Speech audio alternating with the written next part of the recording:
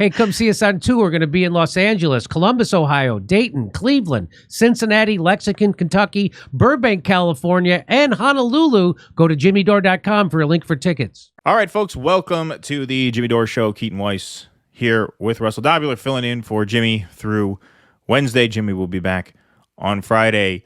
We're a couple of New Yorkers. We have a New York story to tell you right now. Russell Dobular is going to kick off this segment, which is, of course, about Trump's big rally at Madison Square Garden with some footage he shot himself on the streets of New York City yesterday outside the venue.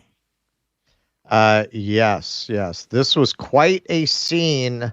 This is about a block away from Madison Square Garden. Now, as you probably know, they packed it out.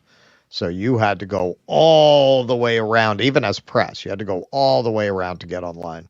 And we had a show last night. But I did catch some of the antics on the next block. Madison Square Garden is 33rd Street and 7th. This is the corner of 34th. All right.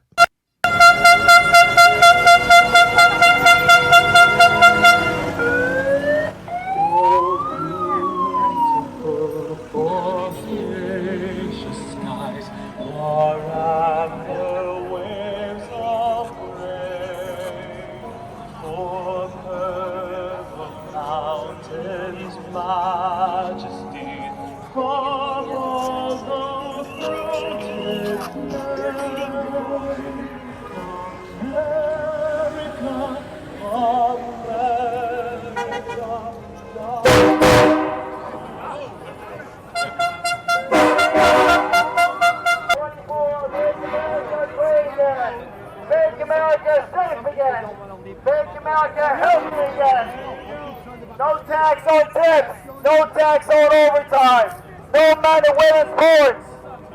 God bless America. No men and women's sports. God bless God America. bless America. And then they have to tell the people that the judges are in the pocket. I mean, isn't that the reality?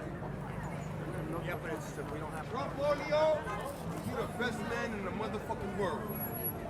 That's why she put him in the American flag. All right, so just to be clear, because Keaton did catch this. All right, so these are RFK's people had a table over here. So this guy's holding an RFK sign, and the gentleman here with the purple shirt and the vest, big RFK supporter.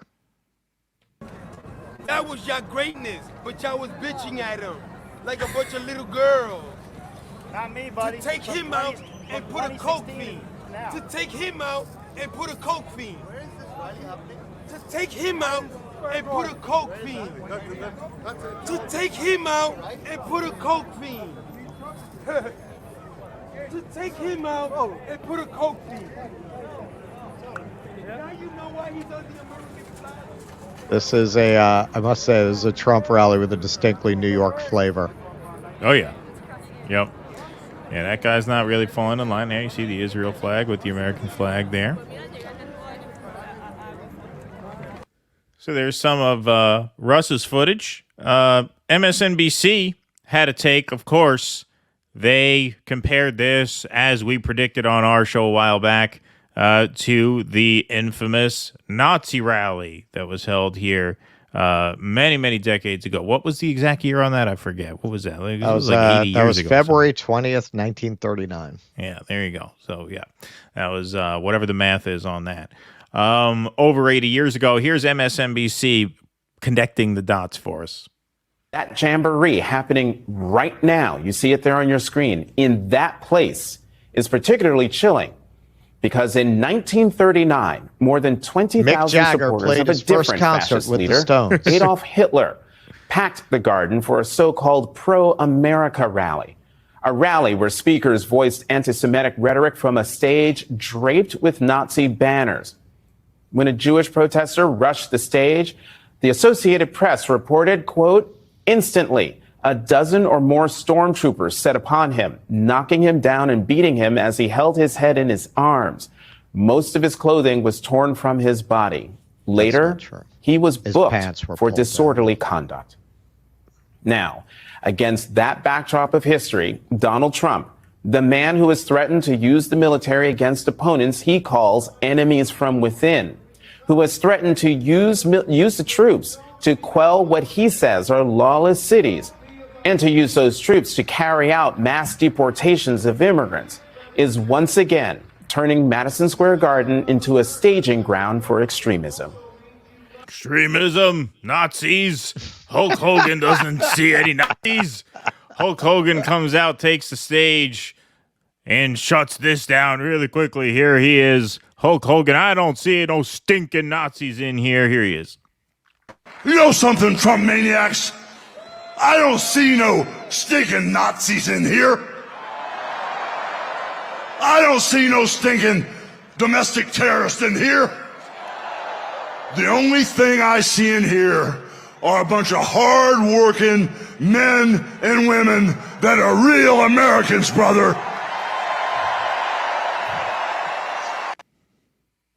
So there you go.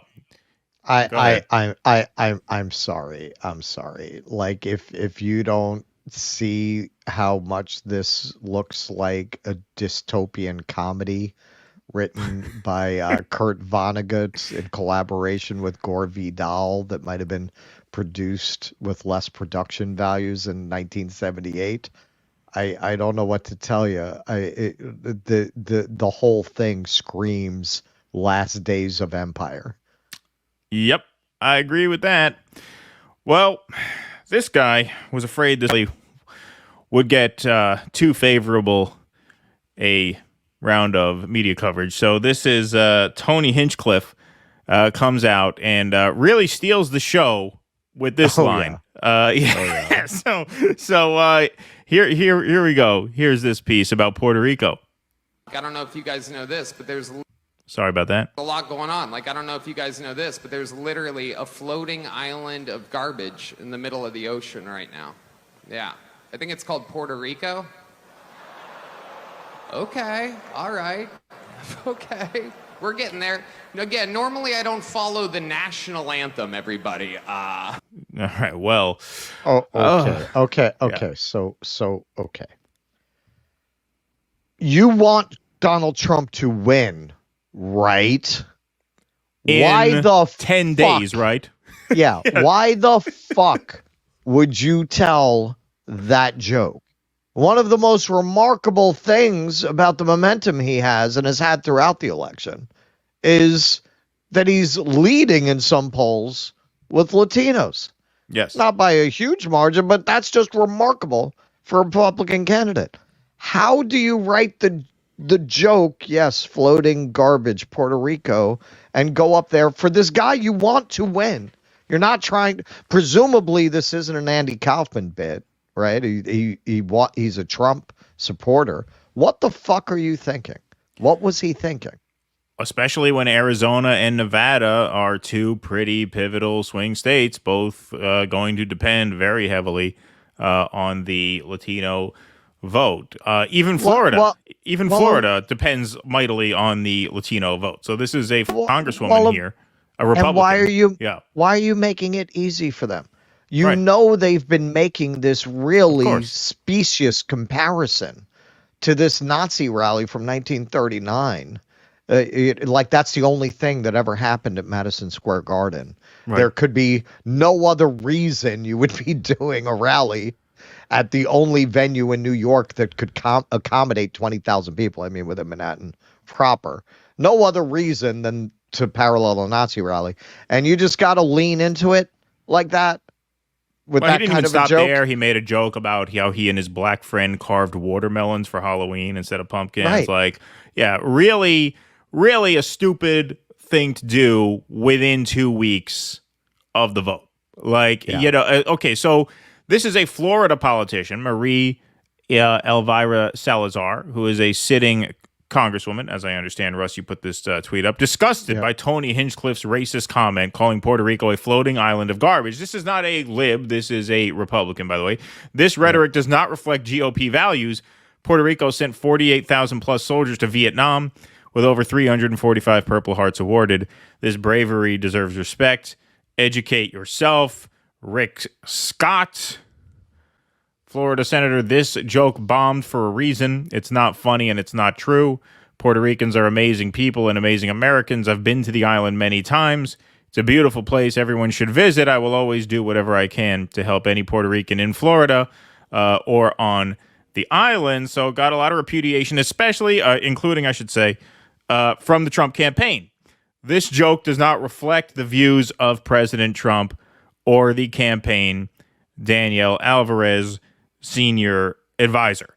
I would say generally this entire rally was not helpful. And we have a couple more videos to play here.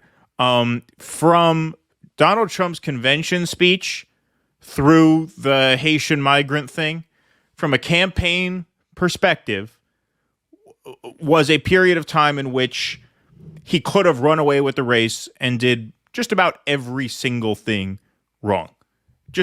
Kneecapped himself at every single turn. The convention speech was probably the worst political speech I've ever heard. Definitely the worst political speech I've ever heard relative to what it could have been. He had just taken a bullet a few days before. He had a chance to put this race on ice with that speech. And he whiffed, and that followed by 60 days of just error after error after error. Trump is a closer. He's good under pressure. The last few weeks, the reason the momentum has shifted is because he closes strong. Yep. He closes strong and on message. This race has been very volatile within a very narrow percentage window, meaning it's never been since Kamala became the nominee. Obviously, Biden was getting absolutely routed. But since Kamala became the nominee, no candidate's really fallen below 45. No candidate's risen above 52. It's been very, very narrow window of points. And you've seen a lot of bouncing around within that window. Right? You've seen Trump 51, Kamala 48, Kamala 49, Trump 46, right? There's been a lot of movement inside that window to the point where right now, within 2 weeks of Election Day, is when you really don't want to revert to the summertime strategy of mistake after mistake after mistake. Right. You make a mistake that costs you half a point in August, you can live with that. You make the half a point up, you have 2 months. You lose half a point at the end of October, if the race is close enough, if enough ballots get set on fire, it could cost you. It can cost you. Why? Why would you set yourself up to step in it that way? It makes no sense. It absolutely, it is just ridiculous. And the jokes were horrible. They were not funny. It was just you let a troll go up there and just shiv your campaign at this moment. At the end of October, that's an unforced error. I'm sorry. That is an unforced error. It seems like, unlike the Democrats, the Democrats, this is part of why they come off as so programmed and sterile. You're not going on stage at a Democrat event without a team of their consultants going through every word, comma, and period before you say it. And the way that they roll and the kind of people they attract, the kind of very wild crowd like RFK, would probably be hard to even get them to agree to that. And I think the culture of the campaign is just not even inclined to do it. Right. So they just don't vet what these people are going to say before they say it, because clearly they knew this was bad. They wouldn't have gotten. Trump never repudiates anything. This is the guy who said, I prefer soldiers that don't get captured. Right. In regards to John McCain, he never apologizes for anything. The fact that they ran right out and said this doesn't reflect our views, they probably would have told him not to say it if they had bothered to check. Right. Exactly. No, you know how you know this is bad? 2 reasons. One, does anybody know anything that Donald Trump said at the rally last night? I had a hard time finding clips of it. I haven't seen anything that Trump said. No, on completely X, overshadowed on his X, speech. There's hardly anything on there of him. Trump, huge rally, Madison Square Garden, closing pitch. Nobody knows a word he said because it's all this. It's this. It's Rudy Giuliani, which we're going to show. Also, and frankly, this is one of the reasons that keeping it real. Lesser of two evils, sure. But if this is who he's surrounding himself with now, there's no reason to think this is not who he's going to surround himself with as president. and it's a clown car. You're sending a message that this is your vision for the country. This. Right. And this does not appeal to normie people. I'll tell you one other piece of evidence, and you can call this anecdotal because it is, but this has not failed me yet. You know, I have certain family members in my life who are not libs. They're kind of swing voters. They can go either way. You know, they voted for Romney this year, Trump, then Biden, or whatever, right? These are the normies. These are the people who swing these things. You know, they don't even follow politics that closely, but they know that I do talk politics for a living. So every once in a while, if something really gets to them, they'll text me and ask me what I think. I got a text about that joke this morning from one of these family members. Now, that tells you stepped in it.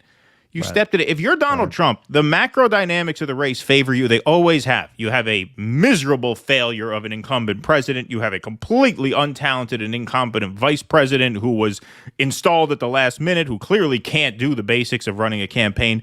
You have double-digit leads on the most important issues of the day in the eyes of most voters, which are inflation, immigration. That's why when Donald Trump stopped getting in his own way after the third week of September, what does that do? That forces Kamala Harris to take chances, because if Trump stops lowering his numbers, that means, because the macro dynamics favor the GOP, that means Kamala has to go on offense to raise her numbers when Trump stops lowering his. But Kamala can't go on offense. She has no skills. So when you force Kamala Harris to start trying to make big plays and she can't execute, that's when Trump's numbers go up. When you do stupid bullshit like this, she gets to sit back and watch your numbers sink. That's why strategically it makes zero sense to have anybody who's not vetted go up on the stage and go off on a microphone. Especially now. Especially now. At this point. Yeah.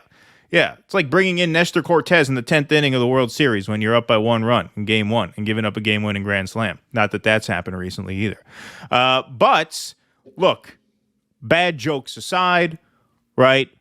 Strategic mishaps notwithstanding, this, of course, was not a Nazi rally. It was not a pro-Nazi event. It was, however, a very pro-Israel event, which I like to call the next best thing to a pro-Nazi event. And here's a gathering. It was a Zion-Nazi event. A Zion-Nazi event. Dear Kamala Harris and MSNBC, take a look at my people. Israel emoji flag, Israel emoji flag, Israel emoji flag, eggplant emoji. I'm sorry, Israel emoji flag once again.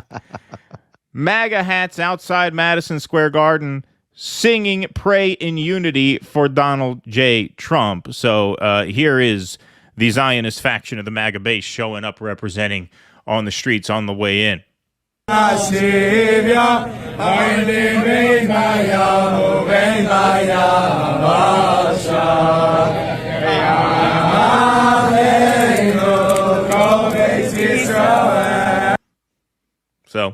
there you have it. And inside, the MAGA folks look really into it too. Well, we're going to see that here. They're really into it. Hey, come see us on tour. We're going to be in Los Angeles, Columbus, Ohio, Dayton, Cleveland, Cincinnati, Lexington, Kentucky, Burbank, California, and Honolulu. Go to jimmydore.com for a link for tickets.